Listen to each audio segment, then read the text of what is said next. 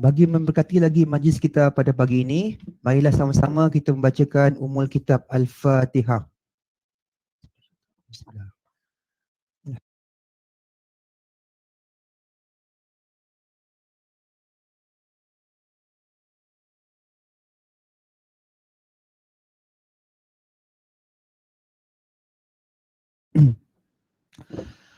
Untuk kita memberkati lagi majlis kita pada pagi ini, saya dengan segala hormatnya mempersilakan Cikgu Nur Rahimi bin Ibrahim untuk memimpin bacaan doa. Dengan segala hormatnya dipersilakan.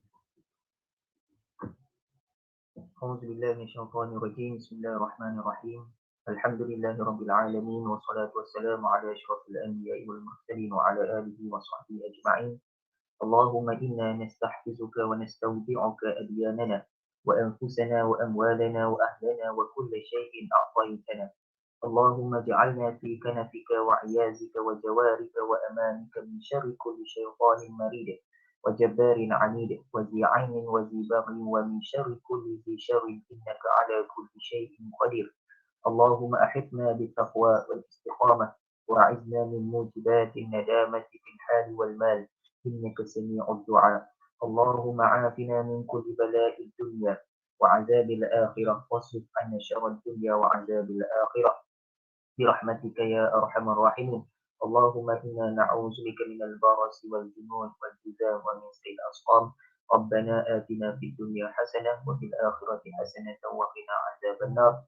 وصلى الله على سيدنا محمد وعلى آله وصحبه وسلم والحمد لله رب العالمين. Amin, amin, amin ya rabbal alamin. Semoga majlis kita pada pagi ini mendapat keberkatan daripada Allah Subhanahu Wa Taala dan berjalan dengan lancar. Bismillahirrahmanirrahim. Assalamualaikum warahmatullahi wabarakatuh dan selamat pagi diucapkan kepada semua mentor-mentor JGC, para menti, para pembentang dan rakan-rakan peserta yang saya hormati sekalian. Tidak kira di mana saja anda berada pada pagi ini. Jadi sesi pagi ini adalah bertajuk bicara online e-didik dan spesifiknya aplikasi Google untuk Pemula, Sheets, Gmail dan Chrome. Okey, saya Cikgu Muhammad Razif bin Ibrahim, berseran dari Kampar Perak, telah diberikan peluang untuk menjadi moderator pada sesi bengkel kita pada pagi ini. Jadi untuk pengetahuan para peserta yang terdapat di ruang meet kita pada hari ini, untuk sesi hari ini kita terdapat 3 pembentang iaitu Google Sheets yang akan dibentangkan oleh Cikgu Lau Singhi dan mentornya adalah Cikgu J. Dan yang kedua bertajuk Gmail dan pembentangnya ialah Cikgu Muhammad Nur Rahimi bin Ibrahim dan mentornya ialah saya sendiri. Dan yang ketiga Google Chrome yang akan dibentangkan oleh Cikgu M. Punisvari, anak perempuan Menusami, dan mentornya ialah Cikgu Parames. Jadi sebelum kita memulakan majlis kita, sebelum kita meneruskan lagi dengan sesi pembentangan kita, saya ada sedikit pengumuman yang ingin dibuat. Okey.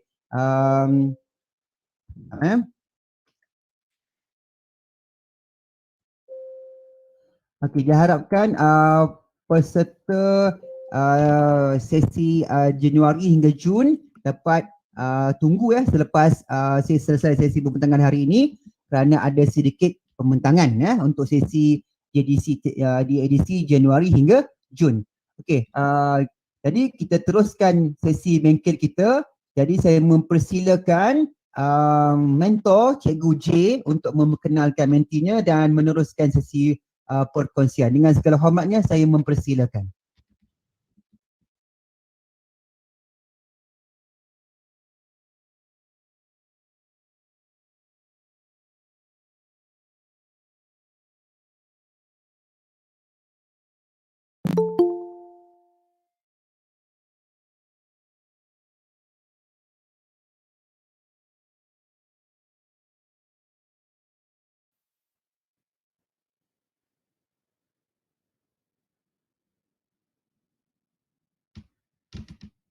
Cikgu J ada ke? Ada. Okey, silakan ya. Okey, selamat pagi dan salam sejahtera kepada para hadirin. Saya GCJ dan saya adalah mentor kepada Cikgu Lau Singhi Dan pada pagi ini bersama kita adalah Cikgu Lau Singgi yang akan membentangkan tentang Google Spreadsheet. Ya, jadi tanpa melengahkan masa, saya menjemput Cikgu Lau Singgi untuk meneruskan persembahan Cikgu. Okay, thank you very much, Cikgu Razi, and also my mentor, Madam J. So let me share my slides here. Okay, so I hope you all can read my slides now. So let me begin my presentations for this morning. So this morning I will be sharing about Google Sheets, okay, and my name is Lau Singhi. Here are some informations about myself.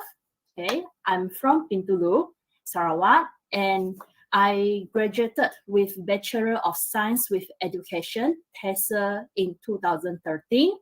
And currently I'm doing my master studies, okay, with Master of Arts TESOL at Swinburne University, and my service station is SMK Kidorong Bintulu.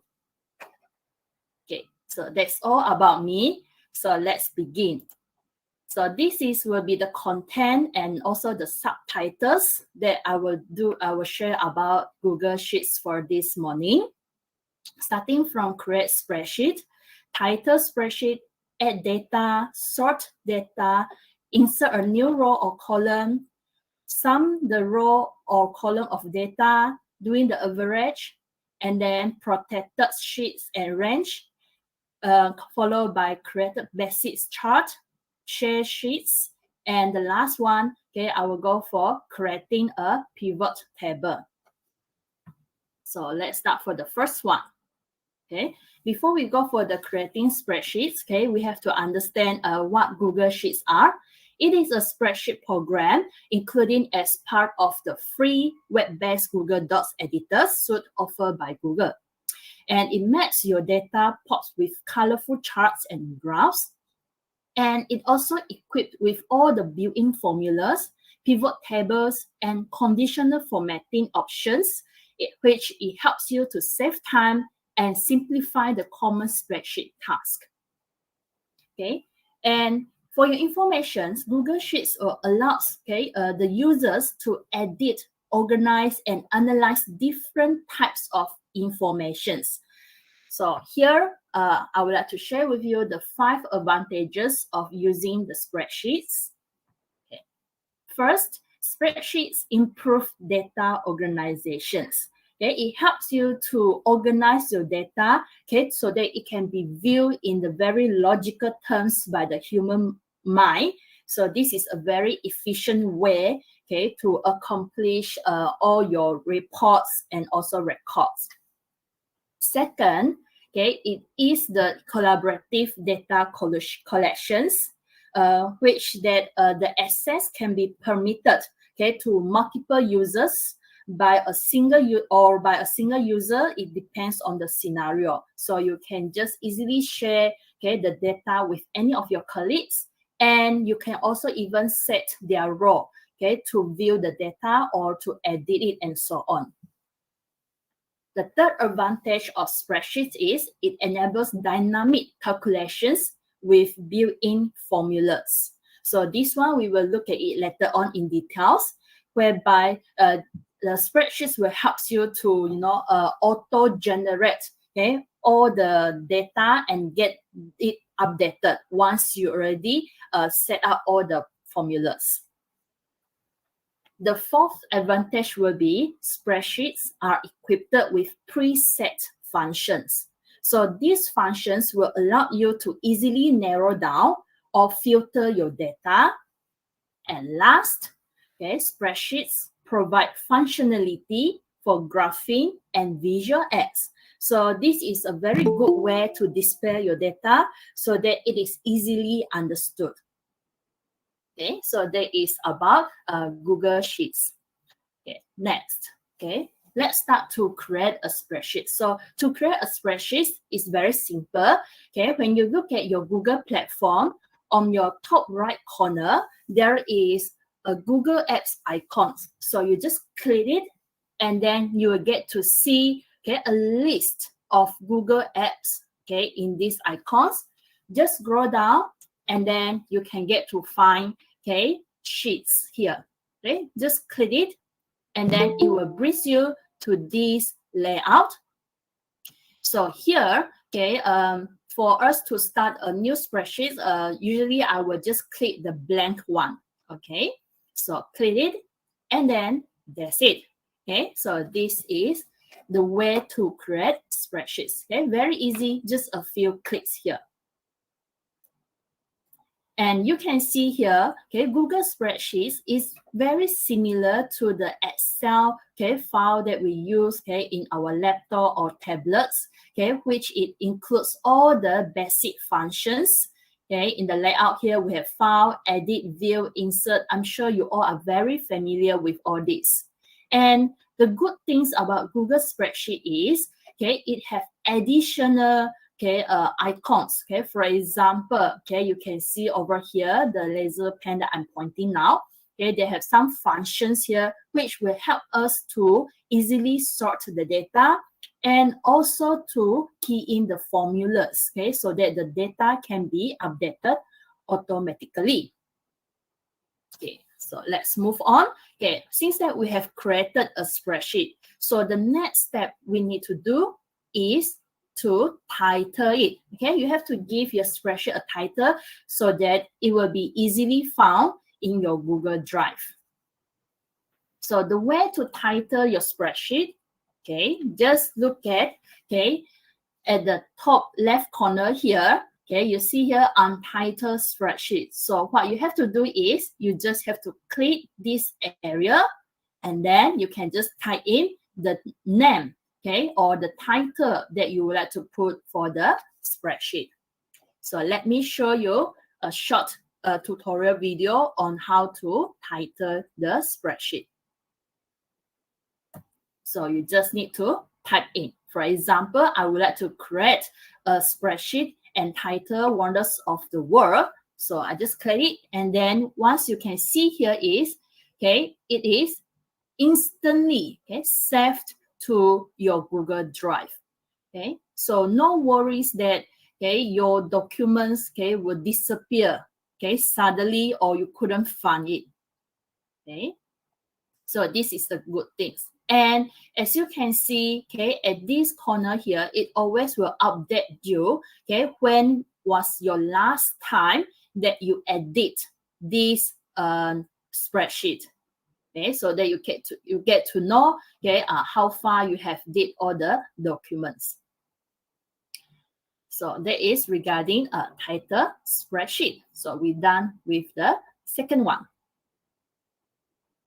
So next, how to add the data to the spreadsheet. Okay, it's very simple. Okay, as you can see in the spreadsheet here, we have the alphabets above of each here, and then you have the numbers on the right here. So what are all these? So to bear in mind, okay, the alphabets A, B, C, and so on, they are called as columns. And then for the numberings, okay, they are called as rows. So in order for you to add the data to the spreadsheet, okay, you just have to click, okay, on the row or the columns, and then you type it. So once you're done typing for one column of one row, you just press the button enter on your keyboard, and then you are fine to proceed to the next one. Okay, so it is as simple as this. Okay, for example, okay, I want to key in all the locations regarding the wonders of the world. So I just key in everything here, those 7 locations. All those 7 locations. And then at the columns B, I would like to key in, okay, the numbers of annual visitors.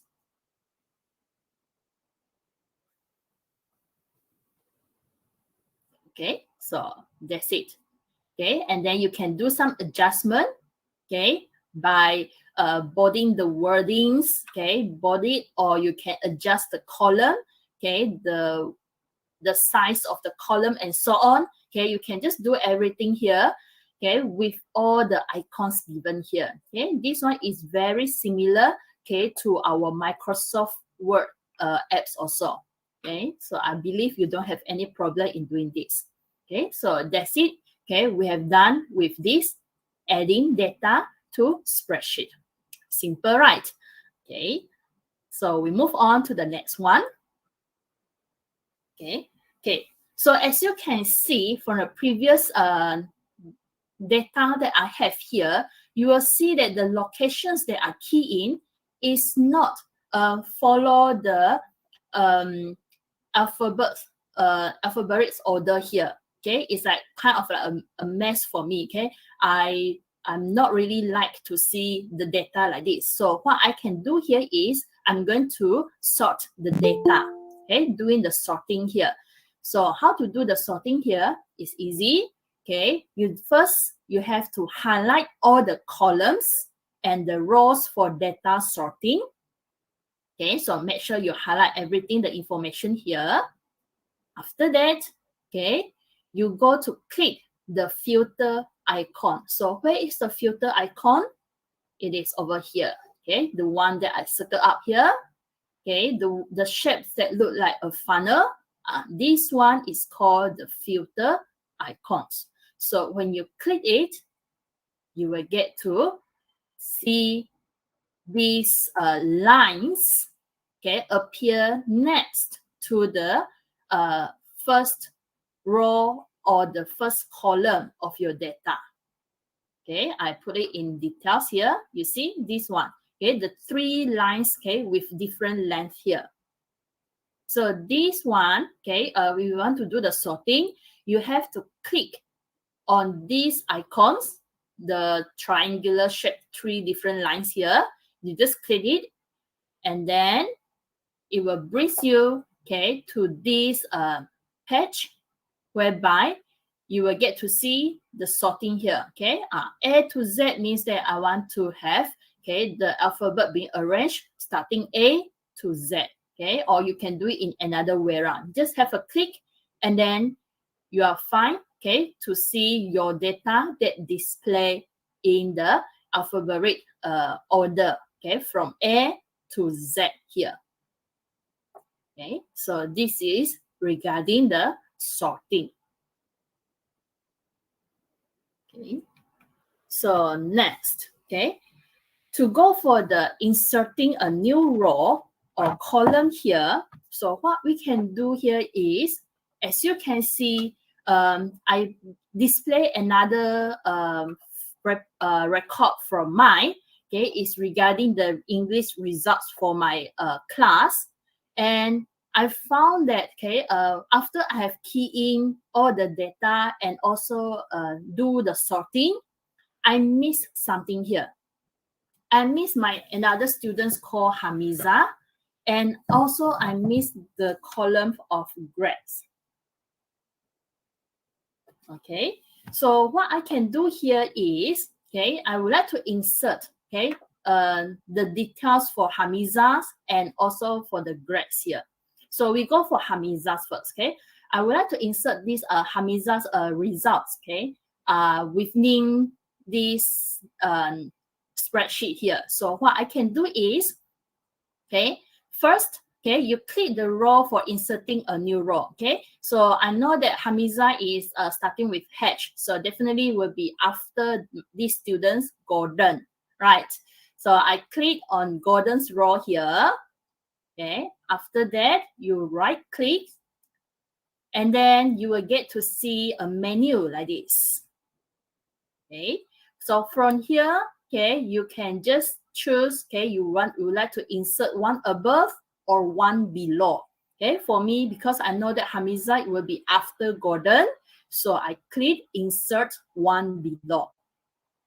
You can also go for another way around, whereby you click at the row of Itania, and then you right click, and then you choose insert one above. So this is the way that you add a new row. So once you add it in, and then you are fine to go and type in the data for the students Hamiza. Okay, so this is the way that I would like to show you. So you just insert, that's it, and then type in. And then also the marks for Hamiza for each paper.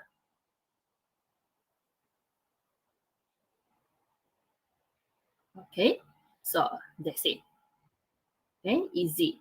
Okay, so another way of doing this, okay, I have done with this keying the marks for Hamizas, and I would like to add another column, okay, for me to put down the grades, okay, the grades for my students' English result. So what I can do here is similar to the inserting a new row. So what I can do here is, okay, again, you click the column because I know that I want to insert the grades next to the column of total marks. So you just click the column and then right click, and then you can see the menu here, okay, insert one left or insert one right. Okay, so for the grades, I would like to put at the right side of total marks. So I click insert one right. Once you did it, and then again, you just need to type in the data, just as what I did here. Okay, yeah, so that's it, easy. Okay, you just click and then type in the data, and then if you want to do all the borders, okay, you can just go for it. Okay, you can just highlight the column of grades, and then you can click this border icon, okay, to pick which borders that you would like to go. Okay, for me, I will click the fully borders one. Okay, so this one, this is the one that I will get here. Okay, because with borders, I will get to view my data clearly. Okay, so this is the way you do it. Okay, so we have done by inserting a new row or column. Okay, so now as you can see from my file here, the spreadsheet that I have here, you found that I don't have any data under the column of total marks. So what I can do here is, you do not need to use your calculator to manually, total up the marks for each paper, and then you key one by one. Okay, for Google Spreadsheet, there is the built-in formulas, which will ease our burden in doing this one by one. Okay, let's go for it. Okay, so for sum the row or column of data, so first we have to do is, okay, you just click at the first student's marks column here. Okay, you just click it. After that, okay, you go to the you go to the functions icons. Okay, it's here. Okay, you can see here. Okay, I'm pointing now the function icons. Then you will see a list of built-in formulas here. Okay, so the top 5 here, they are the commonly used one, okay, for all the reports and also records. Okay, sum means total, average, okay, count, max, mean, okay, max is maximum, mean is minimum. So today, because I want to total up the marks, okay, from paper 1 until paper 4 for my students, so I will click sum. Okay, I want the formulas to be auto sum for the marks there. So once you click sum, it will appear you this formula already. Okay, so what you have to do is, you do not need to key in everything. You just need to click and drag, okay, the row to calculate for the total marks. Okay, you click on paper 1. After that, you drag your mouse until paper 4. You will see here, it will immediately shows up. Okay, sum means the total from starting the B2. So B2 here is referred to column B, row number 2 is referred to these 10 marks here until E2. So until the column E, row number 2, which is 14. Okay, so this is the equations for the formula that you already set here. So once you're done, you have already grabbed from paper 1, 10 marks here, until paper 4, 14 marks here. you just have to press enter, and okay, you are fine. Okay, and then once you press enter, the marks for these students, Ali, okay, will be shown here. So in order for you to go for other students here from Benedict until Layao, it's very easy. You just click and drag the column until the last one so that it will auto apply the same formula for the rest of the students. Okay, so you may look at this video. Okay, I do for the first student first. Okay, so drag paper 1 to paper 4 the marks, and then I click and I type enter. So now what I do is I just drag it until the end. So see all the marks, okay, the total marks for every students are beautiful, perfectly, precisely calculated by Google spreadsheet. Okay, so it really saves a lot of time, you know, if you have more than these students.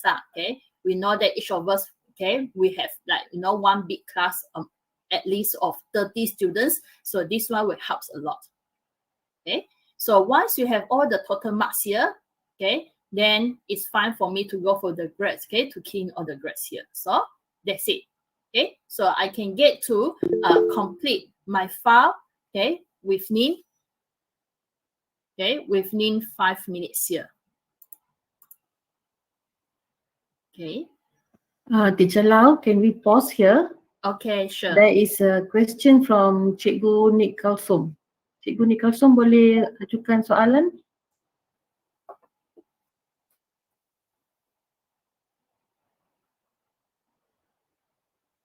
Ada soalan atau terangkat tangan? Cikgu Nik Kasum, tertekan ke apa? Tersiku. Okay. Tak ada tu. Cikgu Lau, you can carry on. Thank you. Okay, thank you very much. Okay, so I'll just proceed. If you have any questions, okay, just feel free to ask in the chat box or raise your hands up. Okay, so this is the way that we do the sum. Okay, the total of the data. Okay, so next. Okay, so now we have done with the sum. Okay, so another one is, okay, for this document, okay, I would like to, you know, check the total, okay, the total of the numbers of visitors, okay, who have visited all these places here. So regarding this, it's the same things actually. So just now we are doing in rows, right? Okay, so now we are doing the columns one. So to do it, very easy. Again, you just have to highlight the area and then you click the function sum, okay, and then click enter. That's it. Okay, you will get the numbers here already. Okay, easy. Okay, so it is the same things actually. Okay, for the rows and columns. So just make sure, okay, you always choose the correct function, the correct formulas here. Okay, if you want to total up everything, make sure you have to click the function here and then look for the icon sum. Okay, so now, okay, we go for average. Okay, I want to find out averagely, okay, how many visitors, okay, they visit each locations here. So to go for the average, okay, very similar to the sum.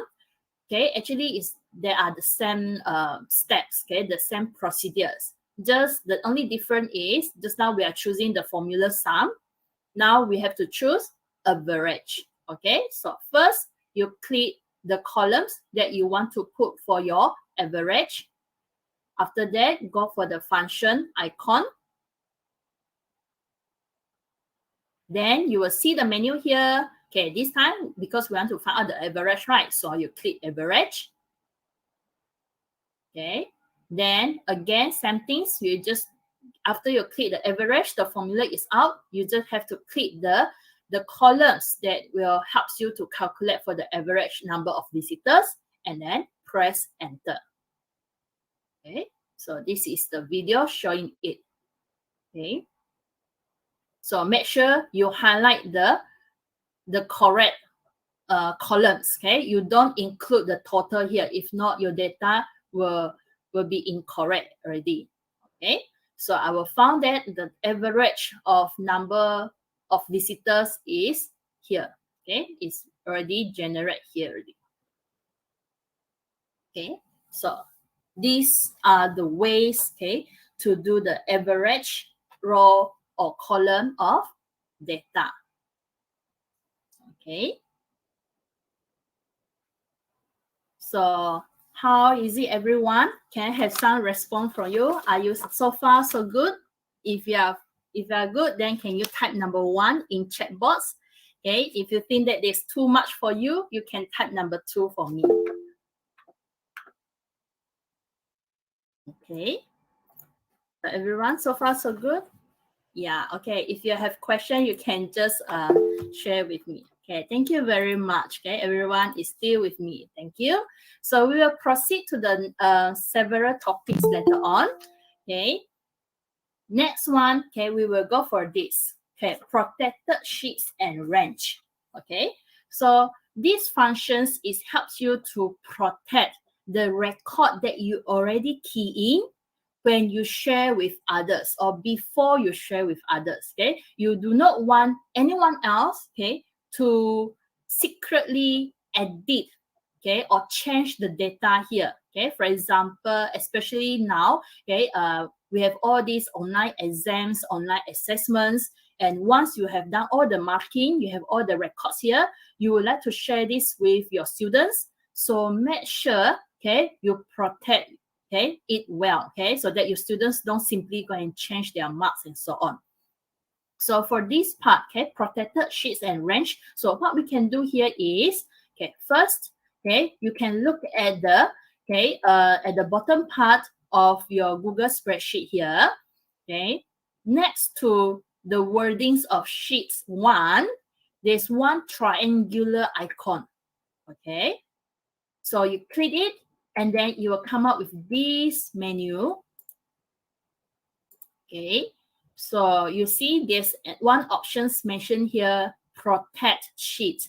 Okay, so you just have to click it, and it will bring you to this layout. Okay, so what we have to do here is, okay, you can enter a description to the person that you would like to share later on. Okay, and after that you can click the set permissions. Okay, so that if the person wants to access this Google spreadsheet, okay, you need to give the permissions. Then only that particular person can view it, okay, or can use it. So once you click it, it will come up with this small box. Okay, you can look at it. Okay, range editing permissions. Okay, so restrict who can edit this range. So is it you are the only one who edit everything, or you want to custom it, like, you know, you're giving some authority to the special person so that he or she can edit the data here. If not, okay, usually if you just want to let the person to view it, to read it only, so you just choose only you. Okay, and then once you're done, then you click done here.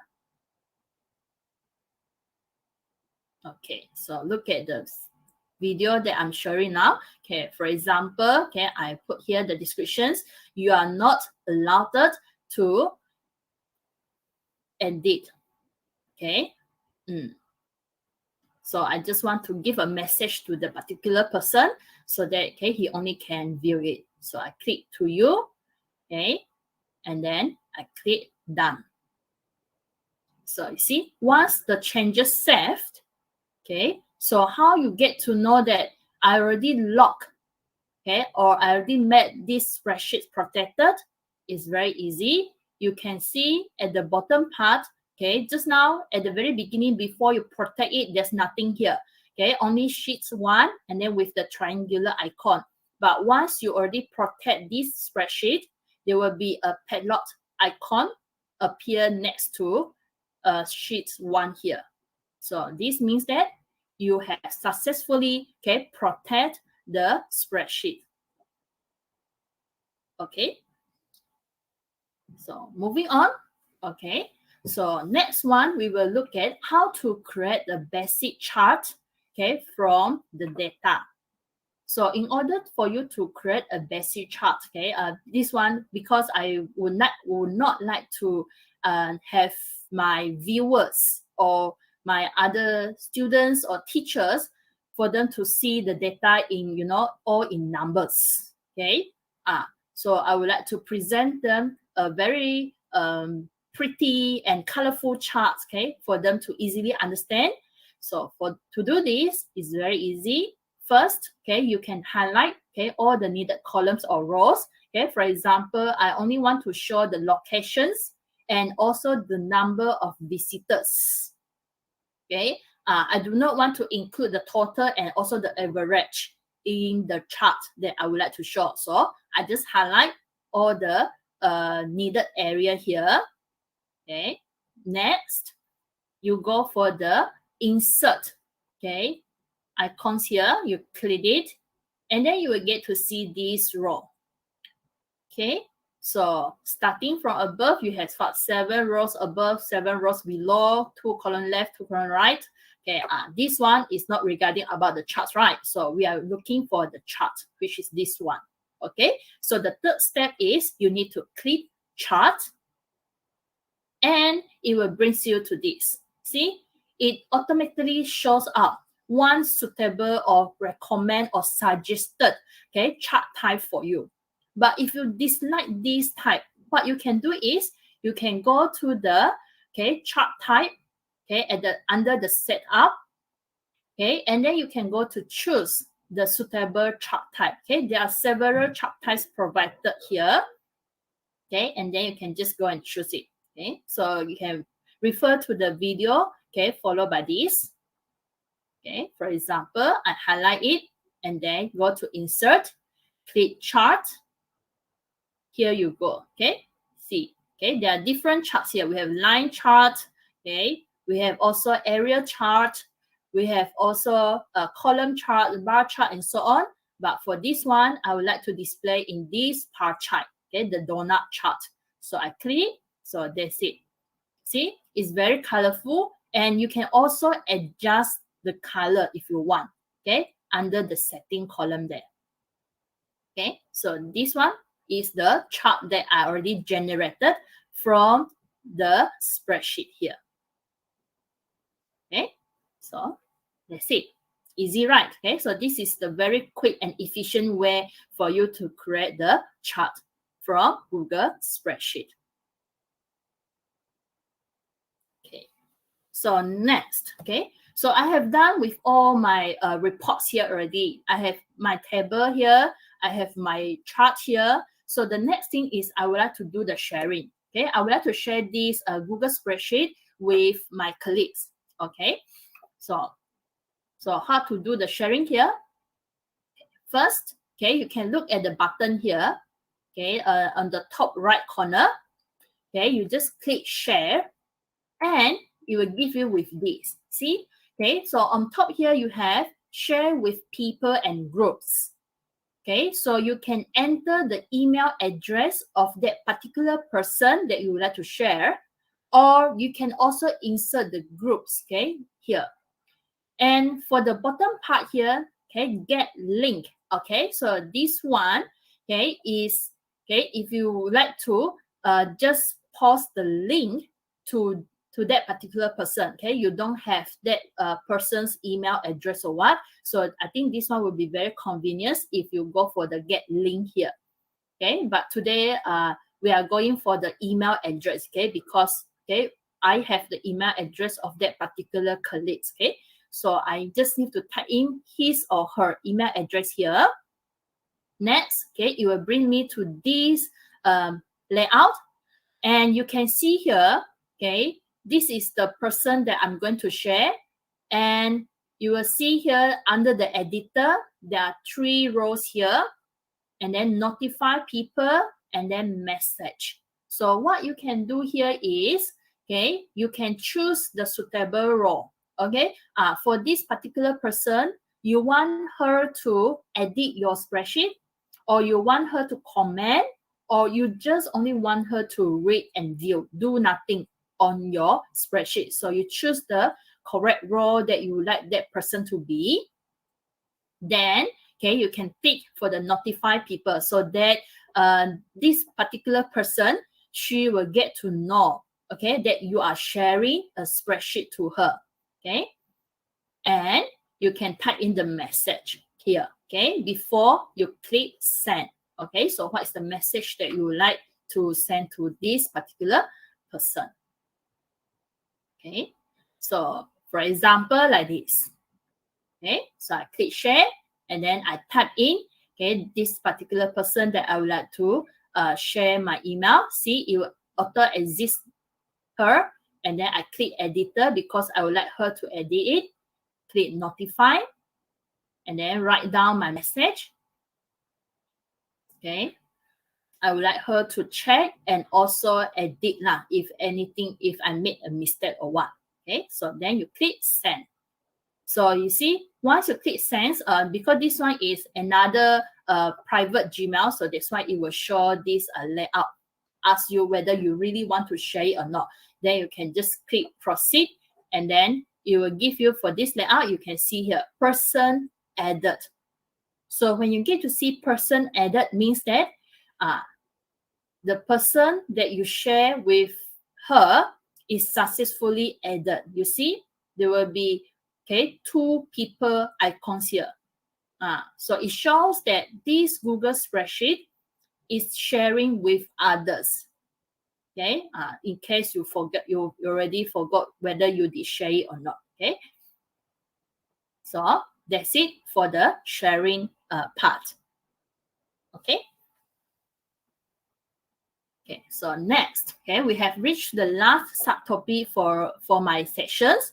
Okay, the last step is create a pivot table. So maybe you will ask, what is pivot table? Okay, pivot table, it helps you to summarize, to sort, to reorganize, do the grouping, do the counting, and so on. Okay, for the data that you store in a table. Okay. For example, okay, this Google spreadsheet, I successfully key in all the details, okay, for the students' grades, okay, the marks and also the grades. But what happened to me is I found that actually this is a big class, okay, and then I would like to do some sorting, okay. I want to check how many of these students they get grade A in year 1. Or how many students they get grade B for this particular year. Okay, so in order for you to view this, okay, it is good for you to create a pivot table. Okay, so what to do is, okay, first, okay, you have to highlight all the needed columns and row. Means that, okay, you just highlight all the students' name and also until the last column of year 4 grade. Okay, so you highlight everything like this. Then, okay, you go for the data icons, okay, you click it, and it will give you this menu, okay. So you can see there's one pivot table there, right? So you click pivot table, and it will come up with this, okay. So, okay, choose new sheet, okay, because I don't want it to, mess up with the current one. I want to view in another, okay, sheet here. So you click new sheet and then you click create. Okay, so once you click it, okay, it will show you this. Okay, see this one. Okay, another sheet already be created, named pivot table. Okay, and you can see here, okay, the rows, the columns, okay, the values. Okay, so what we have to put here under the rows, okay, I want to put down all the students' name. So what I should do here is, you look at, okay, the pivot table editor, okay, you choose rows, and then you click add, okay, tambah. You add, and then you can see all the details in the previous sheets are mentioned here. Okay, so I want to put student's name under the rows. So I click student name. Then here you go. See, you have all the students' name listed nicely, okay, and tidily here. Okay, so now regarding to the values, okay, the columns here. So what values that I would like to put next to the student name? Okay, for example, I only want to see the marks. I don't want to see the grades. Okay, so I go to the values and then click 8. You will see this list here. So you just choose what are the information that you would like to display for the values columns. Okay, I only want to see the marks, so I click add. I add year 1 English, and then I add year 2 English, okay, year 3 English, year 4 English. Okay, I only want to see the marks. Okay, I don't want to see the grades. Yes. Okay, so you just add all these informations that you want. Then see, it will display you. Okay, this one. The column B will be the year 1 English, the marks. Column C will be year 2. Column D will be year 3. And last, we have column E with year 4 English marks. And you will see at the end of your Google Sheet here, this called grand total. Why is a total here? Okay, you look at the pivot table editor. Under these values, okay, you see year 1 English summarized by, you see. So this is regarding the first option here, sum. So it means that for this pivot table, it auto-calculate the total from the student number 1 until the last students, okay, the marks here.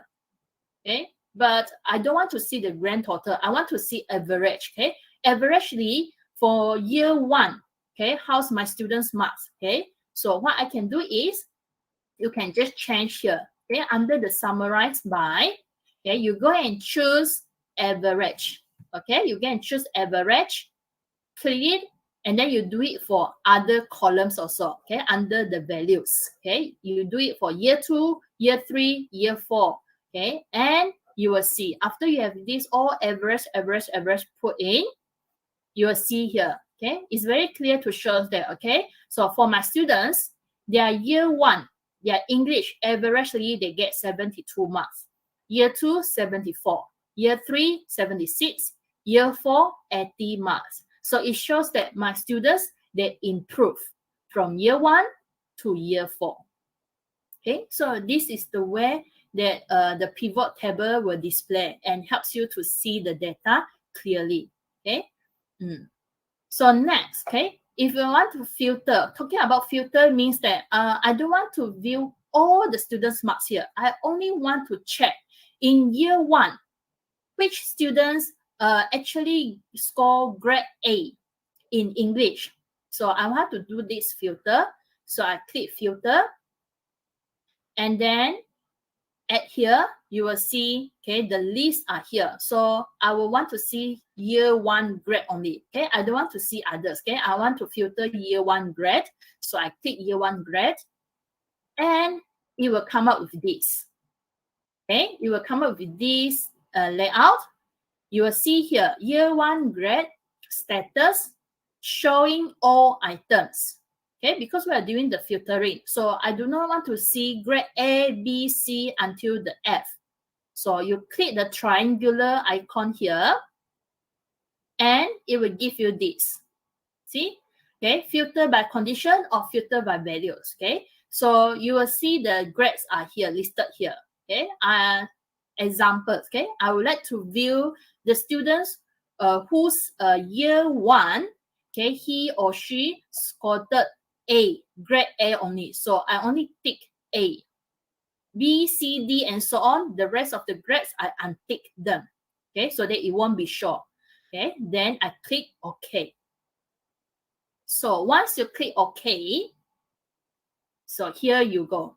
Okay, you can see that for year 1, okay, students who score A for English are Angie, Lucy, okay, Simon, and Warren. These 4 students only. And you look at the grades, the marks, 96, 91, 93, 93. Okay, so it means that only 4 students, they score grade A for year 1. Okay, so this is the way you do it. So if you want to view other grades, okay, for other year, you can just always edit from here. Okay, so it will help you to view the data, okay, clearer. Okay, so that's it for create a pivot table. Okay, so this is the function of it. Okay, okay, so that's all from me. If you have any questions, you may feel free to ask.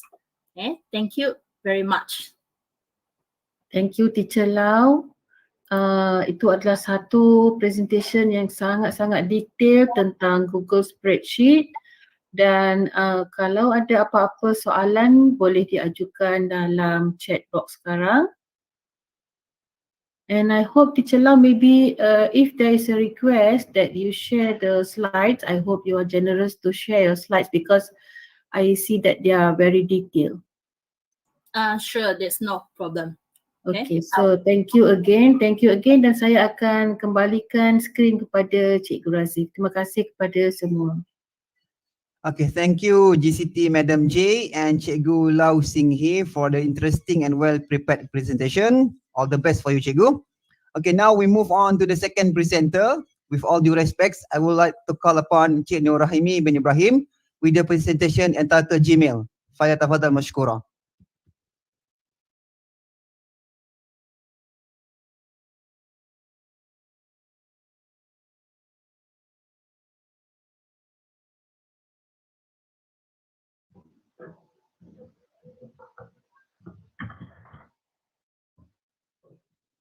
Assalamualaikum warahmatullahi wabarakatuh dan salam sejahtera kepada para mentor dan rakan-rakan sekalian.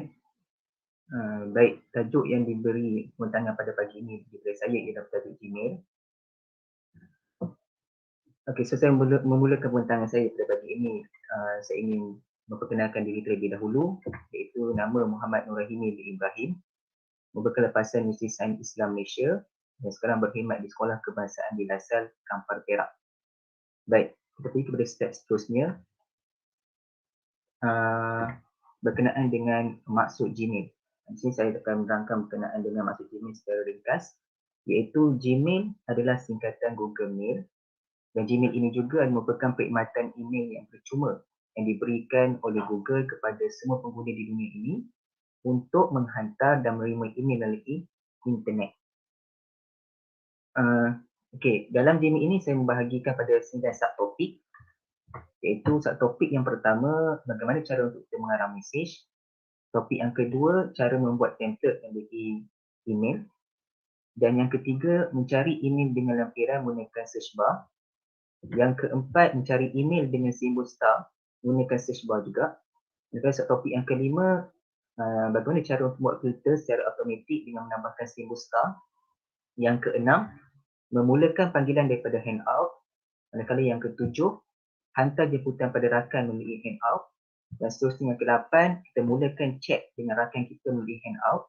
Manakala yang ke-9 yang terakhir, saya akan membentangkan berkenaan dengan bagaimana nak wujudkan label dalam Gmail tersebut. Baik, saya akan bersara handout. Tapi kepada subtopik yang pertama, iaitu mengarang mesej. Baik, pertamanya kita akan seperti biasa, kita akan pergi ke bahagian Google. Bahagian Google. Silap.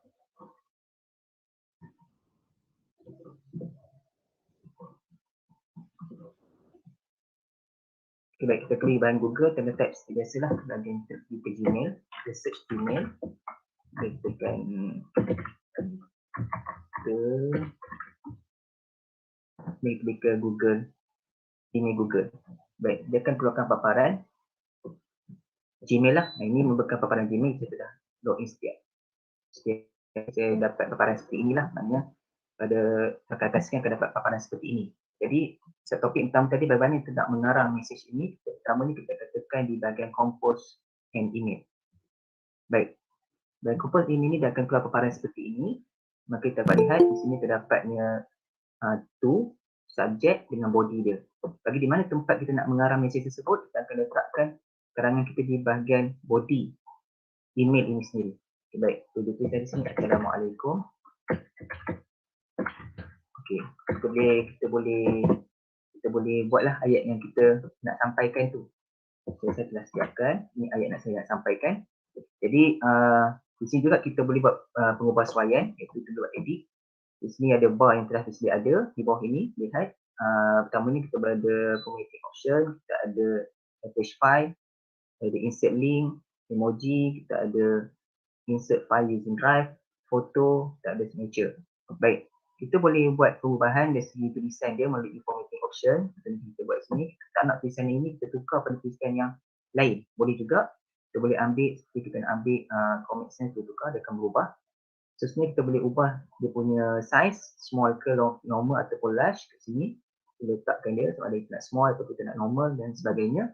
Kita boleh boldkan dia, kita boleh italic, dan kita boleh underlinekan dia. Sama ada kita nak ke tak nak. Di sini adalah untuk kita mengubah kita punya karangan email itu sendiri.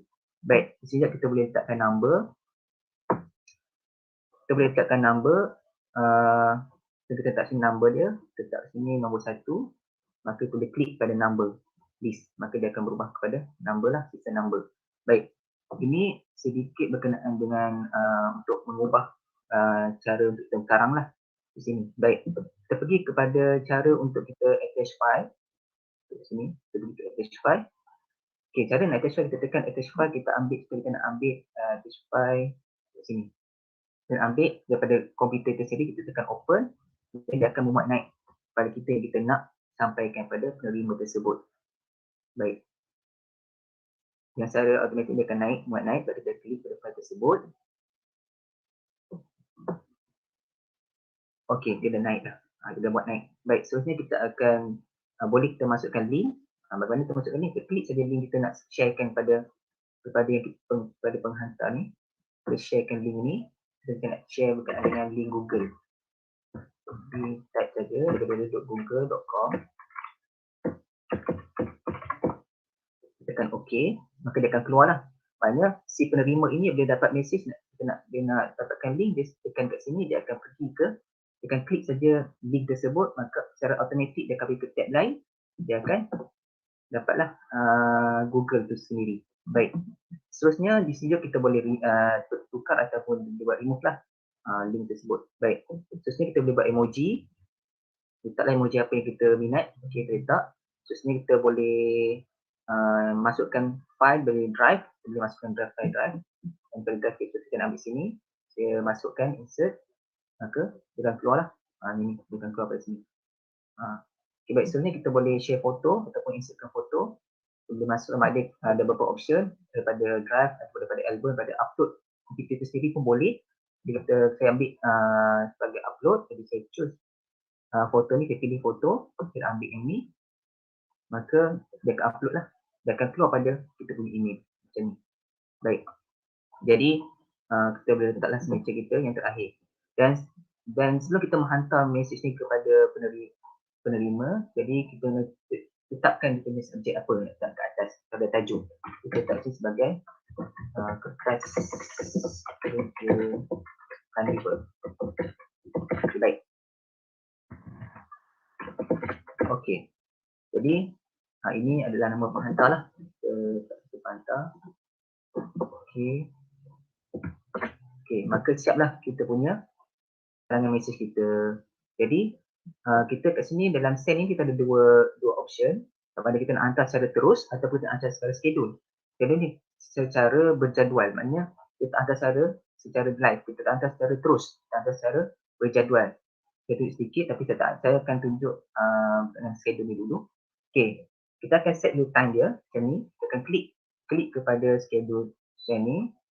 Kita akan pergi ke date dan time, tekan, dan kita pilihlah mana tarikh dan waktu yang kita hendak hantar tersebut. Dan tepat pada waktu dan tarikh tersebut, maka dia automatik akan hantar kepada penerima. Baik, terus saya pergi ambil keputusan, saya hantar secara live lah. Saya pergi ke send terus, jadi dia akan send lah. Maka selesai berkenaan dengan subtopik yang pertama, iaitu berkenaan dengan mengarang mesej. Termasuk subtopik yang kedua, iaitu membuat template. Masuk screen. Baik, kerana subtopik yang kedua itu membuat template. Baik, bagaimana nak buat template? Kita pergi ke bahagian Gmail, dan kita masuk balik kembali kepada compose and email balik. Sebab antara fungsi untuk kita buat template ni untuk memudahkan kita supaya kita tidak menulis banyak kali benda yang sama. Tadi saya dah buat karang dekat ada yang kertas kerja, saya terlupa nak hantar pada seseorang, jadi saya dengan ada template saya tak perlu nak tulis semula. Saya cuma tekan template and then terus hantar saja benda yang sama yang kita nak hantarkan. Bagaimana kita nak buat benda tu? Baik, saya akan membuat kepentangan di sini, saya akan kongsi di sini. Yang pertamanya kita akan buka the compose tadi, buka seperti biasa, compose and email, and then kita akan buat body tadi. Body dia tadi kita dah buat karangan dia, kita dah masukkan. Jadi kita nak buat macam mana nak set dia sebagai template. Jadi kita letak tajuk di sini. Kita letak tajuk di sini dan seterusnya kita akan klikkan dia di bahagian ni, more option. More option ni kita akan klik. Maka kita akan pertama sekali kita akan pergi ke setting dahulu. Setting dahulu sebab kita nak tengok sama ada kita punya enable ke ada disable dekat template kita. Kita tekan setting, and then kita pergi ke see all settings, and then kita akan tengok, kita akan pergi ke bahagian add-ons, and then pergi ke advanced. Tekan semula add-ons, and then pergi ke advanced, kita tengok bahagian template. Saya dah enable dah. Kadang-kadang ada yang Gmail yang dia tak disable, jadi kita enablekan dia dulu bagi dia sesuai dengan kita lah, boleh kita gunakan. Okey, baik. Jadi saya dah tekan enable, jadi saya tak perlulah untuk saya buat perubahan di sini. Maka saya teruskan kepada saya punya lampiran ni, lampiran email saya. Baik, cara nak buat template, kita pergi ke sini, and then kita pergi ke more option ni, ke titik ni, and then kita klik, dan kita tekan template di sini. Kita nak buat template yang baru, jadi kita save draft as template. Kita nak save benda ni, save a new template. Baik, jadi kita tak topik dia Carnival 2021. Save kat sini. Jadi template. Mana nak buktikan dia template tu ada tak ada, kita pangkal di sini. Kalau kita buka balik kita punya email, kita buat email semula, jadi kita akan kembali kosong. Jadi menyebabkan kita nak kena salin balik, kena tulis balik, tidak. Kita just simpan template tadi yang sedia ada, kita just buka balik option ni, kita pergi kepada template, dan kita dah save tadi berkenaan dengan template tu, iaitu kita dah setkan dia sebagai Carnival 2021. Kita just klik saja, tekan saja di sini, maka dia akan keluar semana yang kita telah setkan tadi. Maknanya dari segi tulisannya, dari segi size hurufnya adalah sama seperti yang kita setkan tadi. Baik, dan kita hantar kepada seperti biasa. Jadi tak perlulah kita hantar seperti biasa. Okey, baik. Okey, itu saja berkaitan dengan mewujudkan template. Okey, baik. Okey, termasuk satu topik yang ketiga, iaitu mencari email dengan lampiran menggunakan search bar. Okey, kita masuk kembali ke email semula. Okey, baik, kita lihat ke sini emailnya ada 27 jenis email. Jadi kita tahu macam mana kita nak cari email yang mempunyai ada lampiran dalam satu email. Jadi cara dia untuk mencari, kita pergi ke bahagian sini, show search option, tekan di sini, kita nampak sini ada from to subject, includes the words, and so on, and then terus pergi ke sini, has attachment. Bahagian kita tengok ada satu email yang mempunyai lampiran, kita setkan di sini, and then kita tekan search. Kita tekan pencarian. Jadi dia akan keluar berkenaan apa yang email mana yang mempunyai lampiran. Bagaimana bukti nak tengok ada lampiran ke tak? Kita tekan satu. Kita tengok di bawah sekali, kita ada dua lampiran. Dia ada dua lampiran yang dah ditetapkan. Dan hint yang kedua, kita tengok setanding dengan kita punya ni, dia ada tanda klik kecil ke atas ni, sebelah kanan. Atas sekali ada sebelah kanan, ada klik menandakan bahawa email ini mempunyai lampiran telah disediakan. Nah, itu saja berkenaan dengan topik yang ketiga. Kita pergi pada topik yang keempat, iaitu mencari email dengan seribu star. Baik. Email sistem menggunakan search bar juga. Jadi sebelum tu saya nak starkan dulu mana email yang saya perlu starkan. Sebabnya tujuannya bila kita starkan email, memudahkan kita untuk mencari satu email. Contohnya macam kan dia ada 27. Tapi andai kata email duk masuk ada 100. Jadi kita terpaksa scroll, agak sukar untuk kita mencari email mana yang kita telah letakkan atau kita yang kita perlu. Jadi kita sedarkan terlebih dahulu email mana yang kita agak-agak penting. Senang mudah kita cari di kemudian hari. Okay, baik. Jadi kita dah start beberapa email, dan kita tekan juga show search option. Okey. Jadi kita tekan kat has attachment. Jadi kita tak nak yang ada lampiran, kita nak cari yang ada star. Jadi kita pergi ke search all mail ni, kita tukar kepada star. Sebab kita arahan tadi dia minta dalam simbol star. Jadi dia akan carikan kita yang ada simbol star saja. Baik, begini. Maka email yang ada star dia akan keluar lah. Mana email tak ada star dia akan hide lah. Dia akan sembunyikan. Maknanya yang terkeluar yang kita cari tadi email yang punya star saja. Ini adalah pencarian email dengan simbol star melalui search bar. Baik, kita pergi kepada subtopik yang kelima. Membuat filter secara automatik dengan menambahkan simbol star.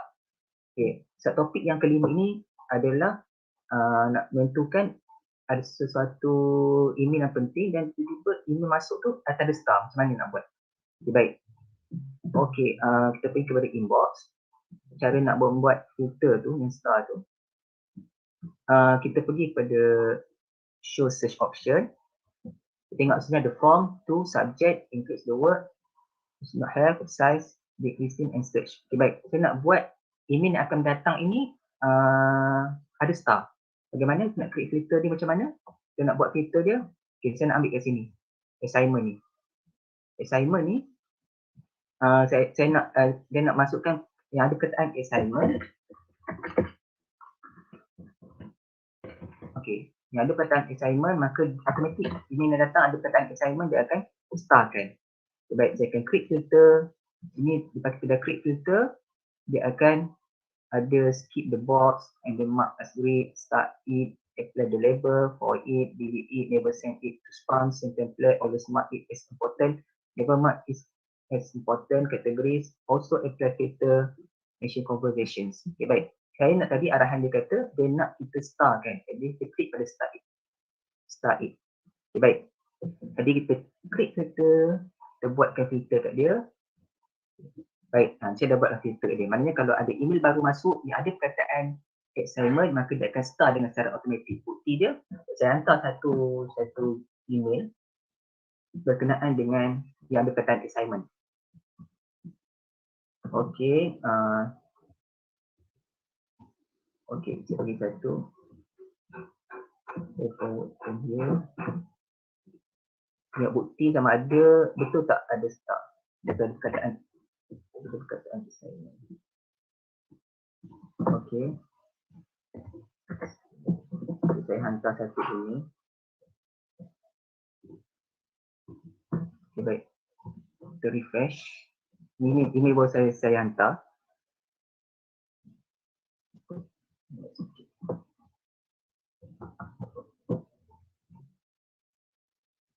Okay, baik. Ni. Email baru saya dapat. Yang ada perkataan assignment.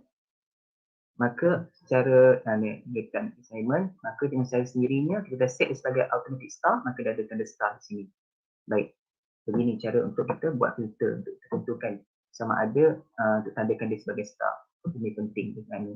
Okay, baik. Seterusnya kita pergi ke topik yang ke-6, mulakan panggilan daripada handout. Okay, baik. Kita pergi kepada Gmail. Kita refresh balik. Kita pergi ke handout. Handout ni letak kat mana? Handout ni dia terletak dekat bahagian sini. Ada Google Apps ni, ada 9 titik ni, kita tekan kat sini maka dia akan keluar lah. Account, Gmail, Drive, kita cari mana handout. Check, current, pergi ke bawah, nampak kat sini, sudah translate, bawa dengan handout. Dia tekan kat sini, maka dia akan keluar. Habis topik yang ke-6. Maknanya kita nak memulakan handout ni. Kita pergi ke topik yang ke-7. Itu hantar jemputan kepada rakan. Bagaimana kita hantar jemputan pada rakan kita untuk kita join sekali dengan handout ni? Baik, kita tekan the first, pertamanya kita tekan pada new conversation. Dan kita set dulu. Nama mana yang kita nak bagi jemputan tersebut. Maksud saya pilih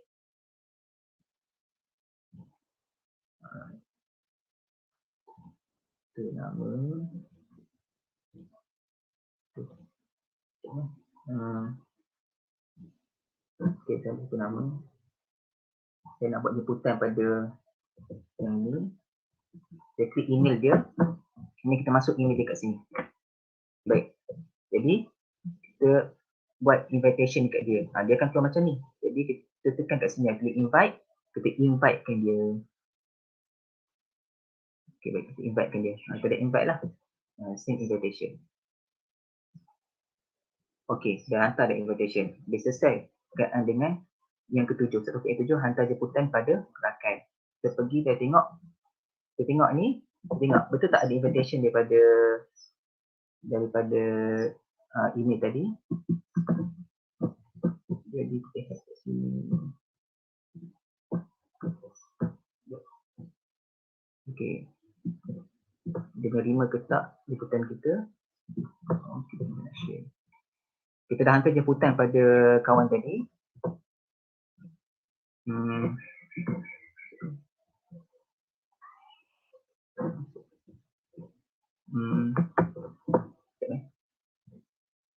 Stop sekejap, kita tukar screen lain.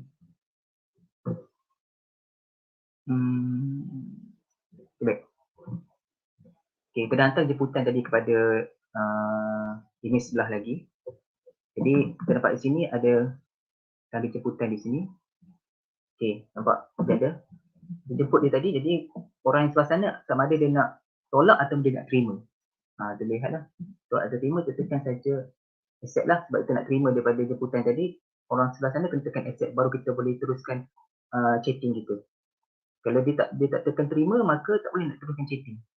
Okay, baik, maka dia tekan accept. Okay, baik, diterima. Jadi selesailah untuk yang ke-7. Okay, bila selesaikan tu,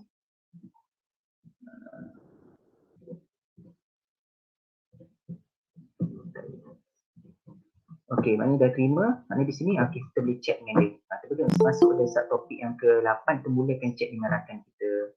Kita boleh chat lah melalui hangout tu sendiri. Kita boleh chat. Di sana akan terima. Maknanya notification di sana akan terima. Kita punya chatting kita. Okey, baik. Ini berkaitan dengan hangout. Okey, seterusnya. Kita pergi cara yang terakhir, iaitu cara untuk mewujudkan label di dalam Gmail ini. Baik.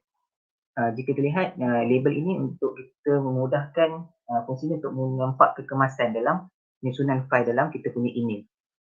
Nampak macam ni, nampak macam agak keserabutan kepala kita. Jadi kita nak jadikan dia nampak kekemasan, kita sediakan satu label untuk email-email tertentu yang masuk. Dan cara untuk kita buat label, yang pertama kita pergi bahagian ini sebelah kiri. Kita tekan more, dan kita nampak sini ada create new label, buat label baru. Kita klik di sini, kita letakkan nama dia apa. Tadi saya nak letak nama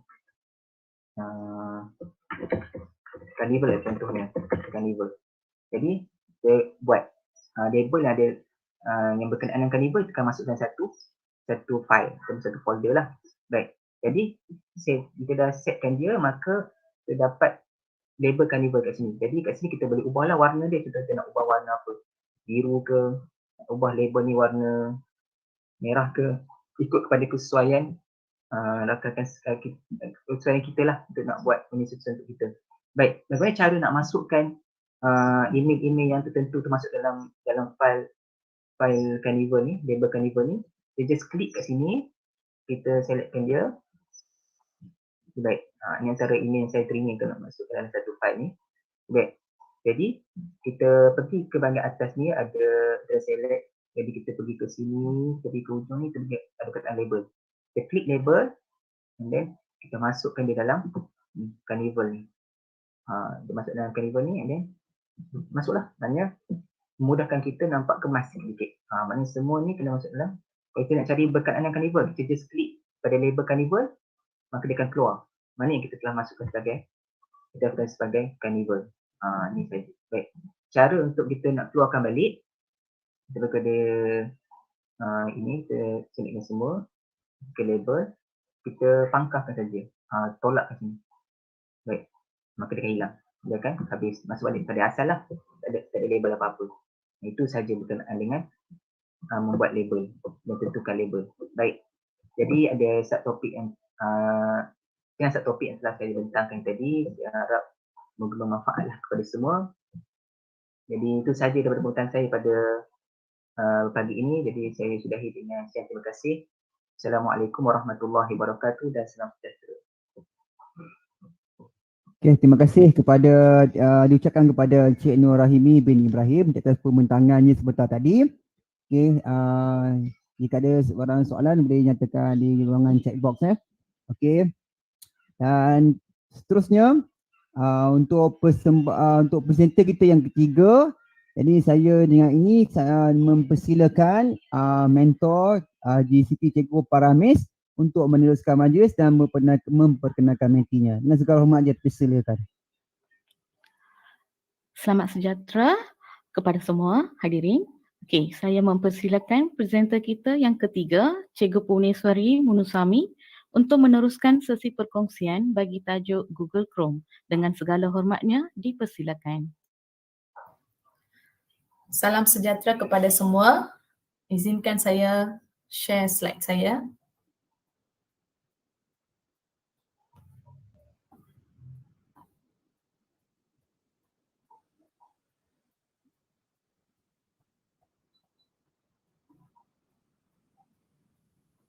Okey.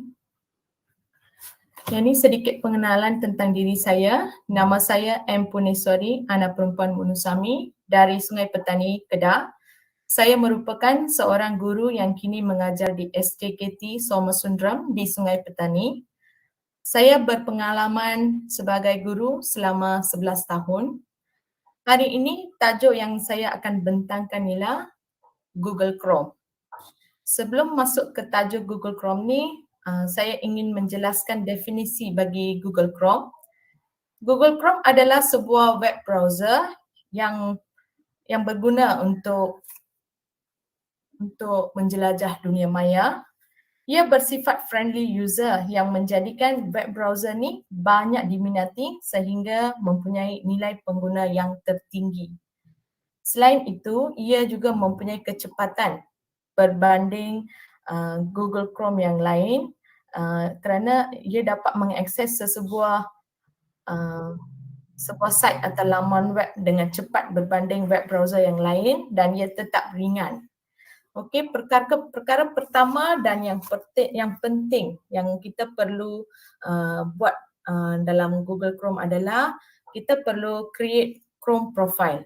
Okey, terdapat beberapa kelebihan apabila kita guna web browser dengan Chrome profile kita.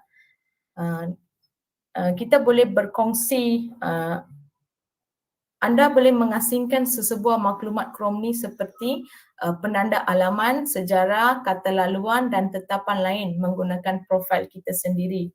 Selain itu, sekiranya kita berkongsi komputer dengan orang lain, kita juga boleh mengasingkan akaun kita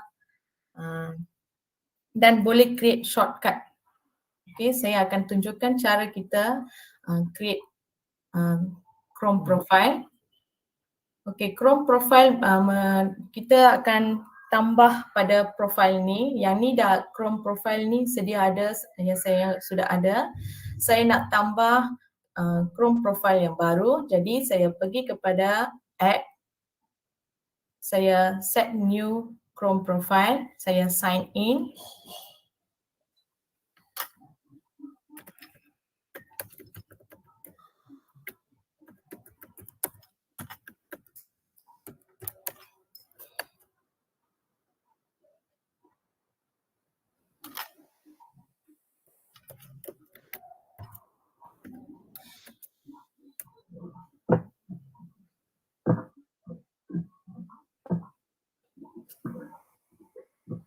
Dah create Chrome profile baru kita, saya punya dengan setting dia. Okay. Kita boleh edit nama, warna, kita boleh customize dengan tekan pencil, ikon pencil di sini. Boleh customize profile kita dengan menukar nama profile kita.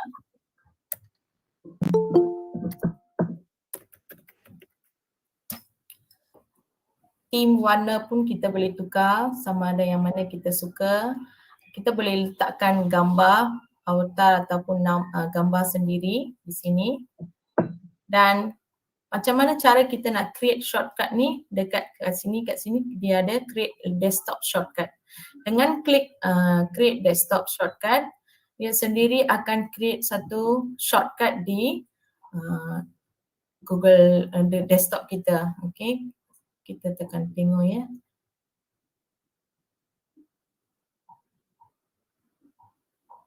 Okay, dah ada shortcut bagi Chrome kita. Antara kelebihan yang saya paling suka dalam Chrome profile ni ialah dengan create Chrome profile ni, saya akan di-log masuk ke Gmail, YouTube atau carian apa-apa perkhidmatan yang Google yang lain secara automatik. Kita tak perlu login satu persatu. Okay. Kita dah selesai dengan Chrome profile. Kita pergi kepada Omnibox. Apa itu Omnibox? Okay, Omnibox pada Google Chrome adalah satu tempat untuk melakukan pencarian dan biasa kita sebutnya sebagai address bar pada web browser. Di Omnibox kita boleh search apa saja maklumat yang kita perlukan dan Omnibox akan mencari penyelesaian untuk kita. Okey, di mana dia Omnibox? Okey, kita dapat lihat yang kat sini counter pembesar di bahagian atas address bar. Yang ni dinamakan sebagai Omnibox. Kat sini tengah-tengah, kat sini di sini pun kita dipanggil di Omnibox. Okey, kita carikan apa-apa perkara yang kita perlukan di sini dan kita boleh dapatkan maklumatnya. Okey. Kegunaan Omnibox terdapat banyak kegunaan. Antaranya yang saya tunjukkan adalah yang akan saya tunjukkan adalah kita akan membuat pencarian, pengiraan matematik, pertukaran unit pengukuran, pertukaran mata wang. Okey. Pertama sekali saya akan membuat pencarian di Omnibox. Okey. Saya akan pilih sekarang saya nak cari maklumat tentang Earth Day. Saya type Earth Day di Omnibox dan dah keluar semua maklumat mengenai Earth Day di sini. Okey. Sekarang kalau kita nak cari maklumat secara umum pun boleh atau saya nak spesifikasikan search pencarian saya dengan setting advanced search. Okay, kita boleh pilih file yang kita nak. Sebagai contoh, saya nak pilih file dalam PDF format. Jadi saya pilih file type di sini, saya tekan PDF. Terdapat banyak pilihan untuk kita boleh pilih. Tapi sekarang saya pilih PDF format. Jadi advanced search. Google Chrome akan Omnibox ni dapatkan maklumat semua dalam PDF format. Okay, kita dapat lihat ikon dia. Kalau saya buka tengok, semua maklumatnya dalam PDF format.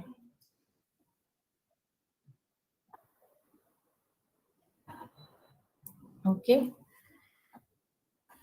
Okey, sekiranya saya nak image sahaja.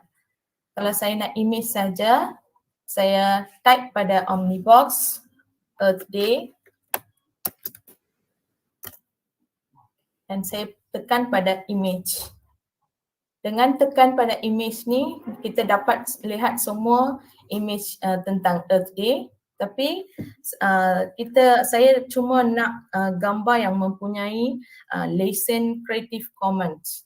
Sebab gambar yang berlesen Creative Commons ni akan membenarkan kita menggunakan karya mereka, dikopi dan diedarkan semula. Jadi saya pergi kepada Tools, saya pilih Usage Rights dan Creative Commons License. Saya klik pada Creative Commons License. Dan di sini kita dapat gambar yang dikopi dan diedarkan sebab dah ada Creative Commons License. Okay. Di sini saya ingin kongsikan bersama anda cara impunan tab. Okey, di sini dah ada beberapa laman web tab new tab di sini dan saya nak tambah impunkan dia dalam satu tab sahaja. Jadi saya klik pada plus button, saya right click dan di sini dapat paparan macam ni, saya add tab to new group. Jadi saya boleh namakan kumpulan tab ni sebagai Earth Day dan saya memberi warnanya sekali bagi mengasingkan, bagi menunjukkan pengasingan bagi tajuk-tajuk ni. Jadi saya just drag masuk ke dalam tab tu. Dan sekarang kalau saya nak kumpulkan dia sebagai short, sekarang saya dapatkan kumpulkan dia dalam tab.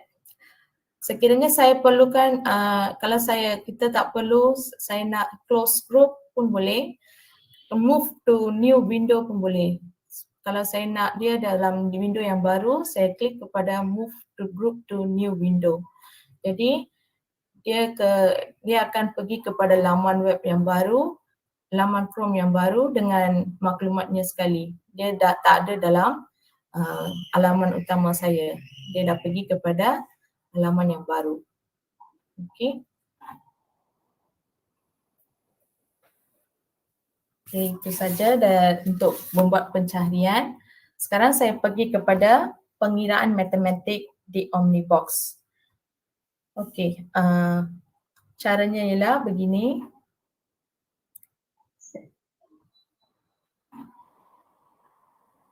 Kita pergi kepada Omnibox, kita type saja nombor soalan bagi penyelesaian yang kita perlukan di sini.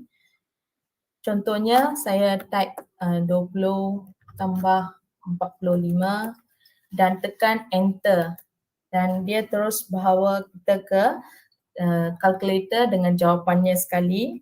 Bukan saja hasil tambah, kita boleh gunakan pelbagai operasi di sini.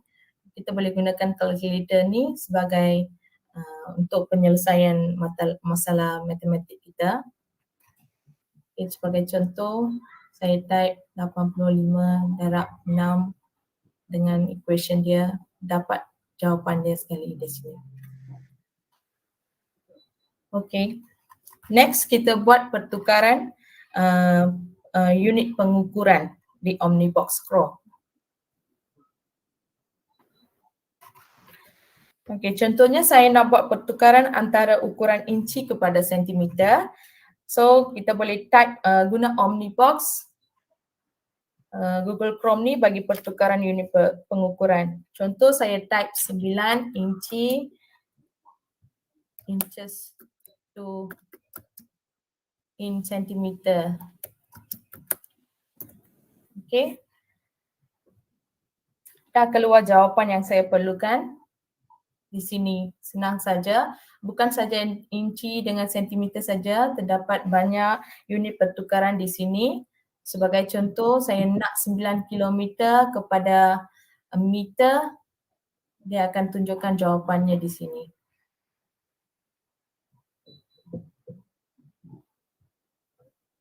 Okey, next kita buat pertukaran mata wang di Omnibox. Pertukaran mata wang di Omnibox.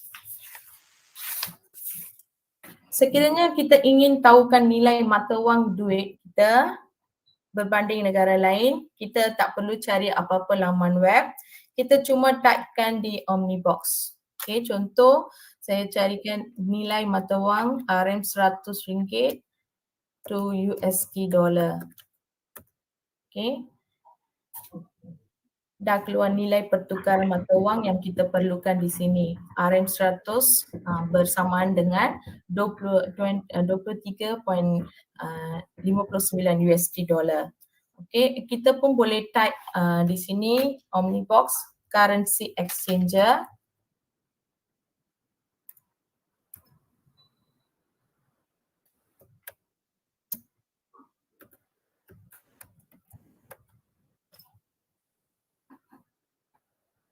Currency exchange dan keluar paparan seperti ini. Ini lebih mudah untuk kita buat perbandingan nilai mata wang negara lain. kita terus type saja nilai mata wang bagi negara yang kita nak buat perbandingan. Contohnya RM100, saya nak buat perbandingan dengan nilai Indonesia rupiah, saya dapatkan jawapannya di sini.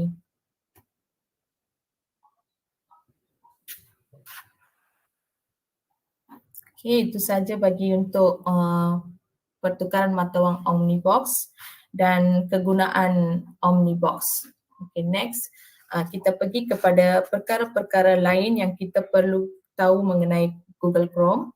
Ianya ialah laman web, bookmark laman web, membina folder bookmark, apa itu Chrome Web Store dan apa itu extension.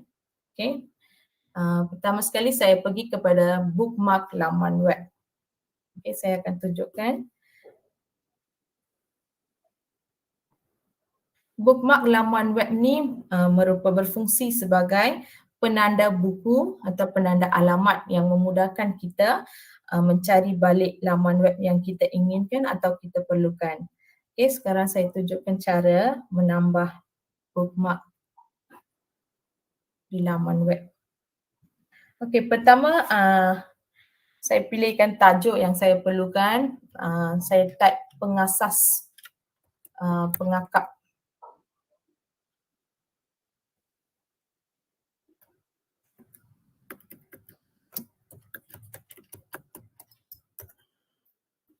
Okay, dah keluar tajuk yang saya inginkan, semua laman web tentang pengasas pengakap.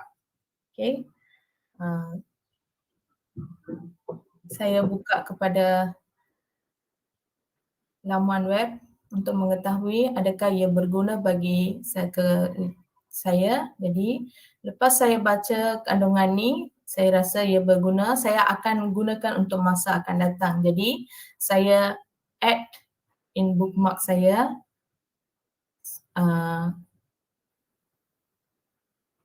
Okay.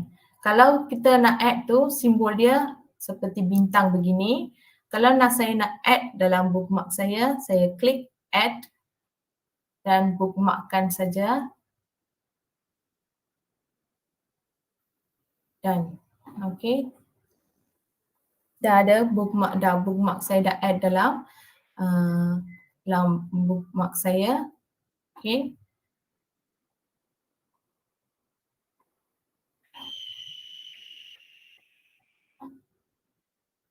Okay, yang ni pun saya dah add tadi. Kita edit, add saja. Lagi satu cara untuk add bookmark ialah kita tekan Ctrl, tekan D, dia akan tunjukkan notification seperti ini. Kita terus dan add sahaja.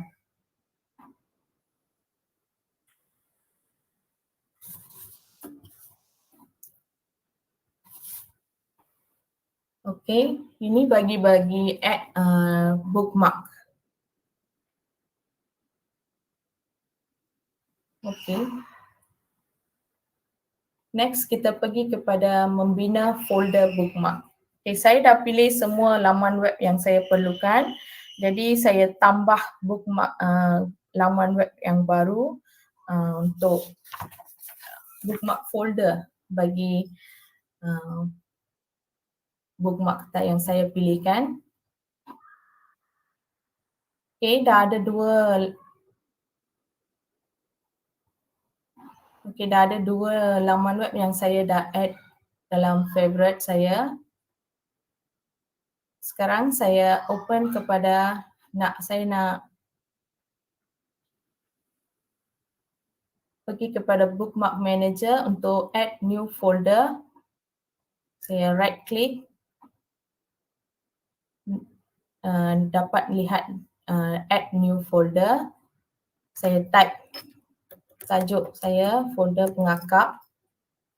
Jadi saya dah dapat lihat folder pengakap dia dalam bookmark bar di sini di bawah Omnibox. Jadi saya terus drag laman web yang saya add bookmark dan masukkan sahaja. Okay.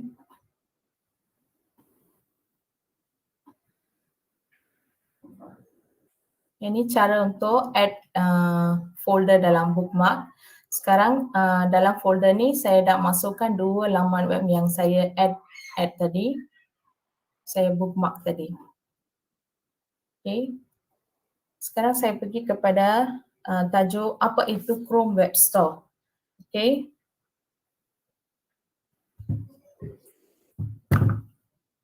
Chrome Web Store ni adalah online marketplace milik Google yang disediakan untuk pengguna Chrome Store, Google Chrome. Okay, logonya adalah seperti bag. Okay. Bagaimana kita nak pergi kepada Chrome Web Store? Kita boleh terus type Chrome Web Store.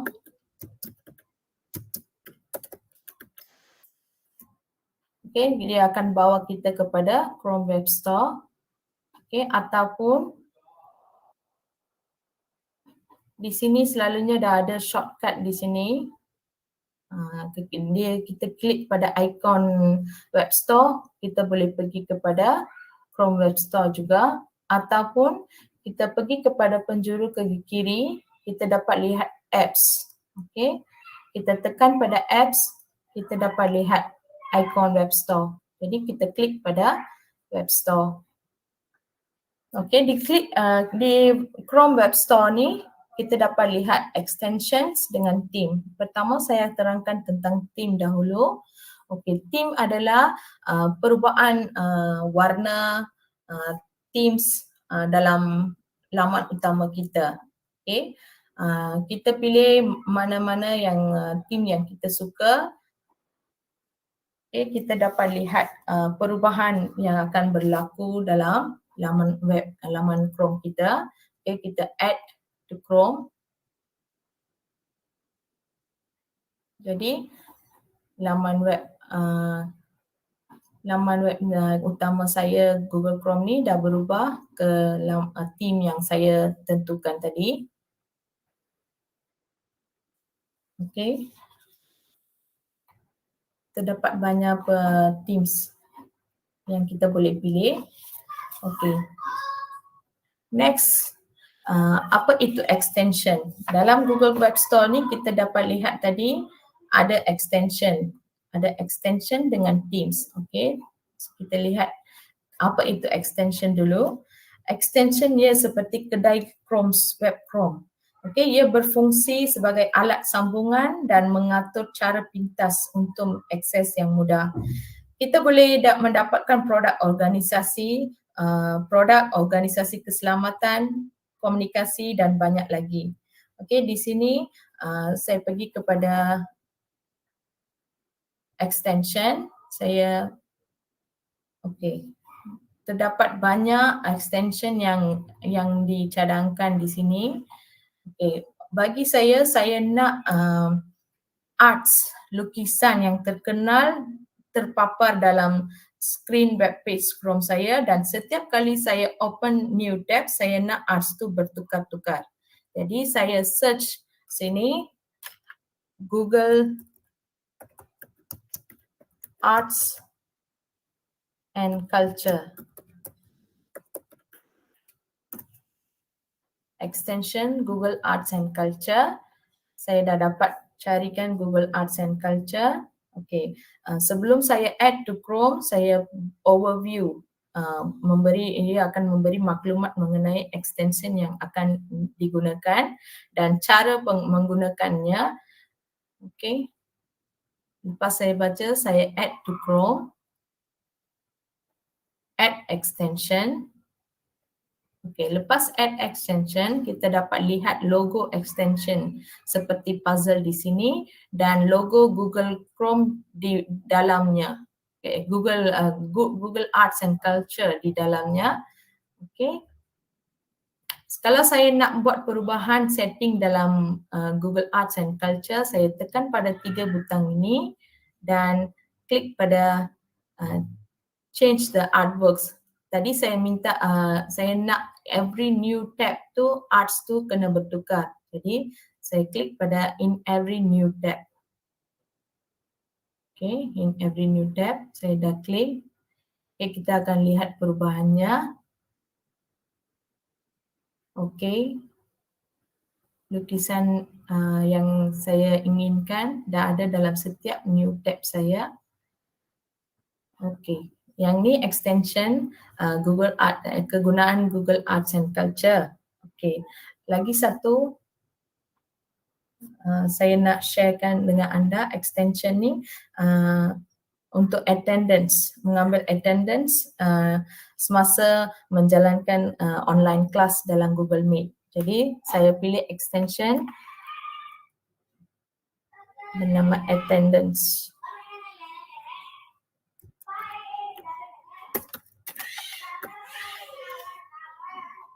Okay, attendance.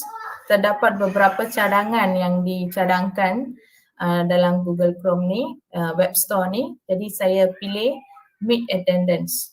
Okay, dia akan memberikan penerangan tentang Meet Attendance ni. Okay, kegunaan Meet Attendance ni selepas semasa kita menjalankan online Google Meet, dia akan mengambil attendance dan automatically akan send dalam Google Spreadsheet attendance tu. Okay, saya add to Chrome,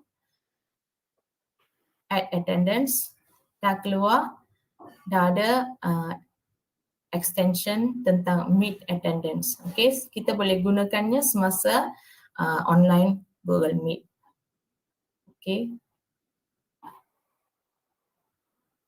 Setakat ni, okay, itu sahaja tajuk-tajuk yang saya mengenai Chrome, Google Chrome. Terima kasih. Terima kasih Cikgu Punis atas perkongsian yang sangat teliti sebentar tadi. Saya serahkan kepada Cikgu Muhammad Asif. Okey, terima kasih diucapkan kepada GCT, Cikgu Parames dan Cikgu M. Puniswari atas pembentangan yang sangat menarik sebentar tadi. Jadi dengan berakhirnya pembentangan Cikgu Puniswari tadi, maka berakhirlah sudah sesi bengkel online e-didik kita pada hari ini. Jadi saya mewakili barisan GCT e-didik Malaysia berharap kita dapatlah sedikit sebanyak input-input positif hasil dari sesi pembentangan yang telah dijalankan pada hari ini. Jadi selepas ini akan ada sedikit talimat yang akan disampaikan oleh Semalik. Jadi seandainya rakan-rakan yang ada pada hari ini berkelapangan, mohon untuk tunggu sebentar, terutamanya kepada rakan-rakan JGC Batch Januari hingga Jun 2021. Jadi akhir kata, terima kasih diucapkan kepada barisan GCT e-didik yang hadir pada sesi kita pada hari ini, para mentor, para pembentang dan semua rakan guru, penonton-penonton pada pagi ini. Sekian, Assalamualaikum warahmatullahi wabarakatuh, dan kita bersurailah kepada siapa yang ada hal bersurai, dan kalau ada yang perkembangan, saya tunggu di ruangan meet ya. Itu saja dari saya. Dipersilakan Semalik untuk meneruskan sesi seterusnya.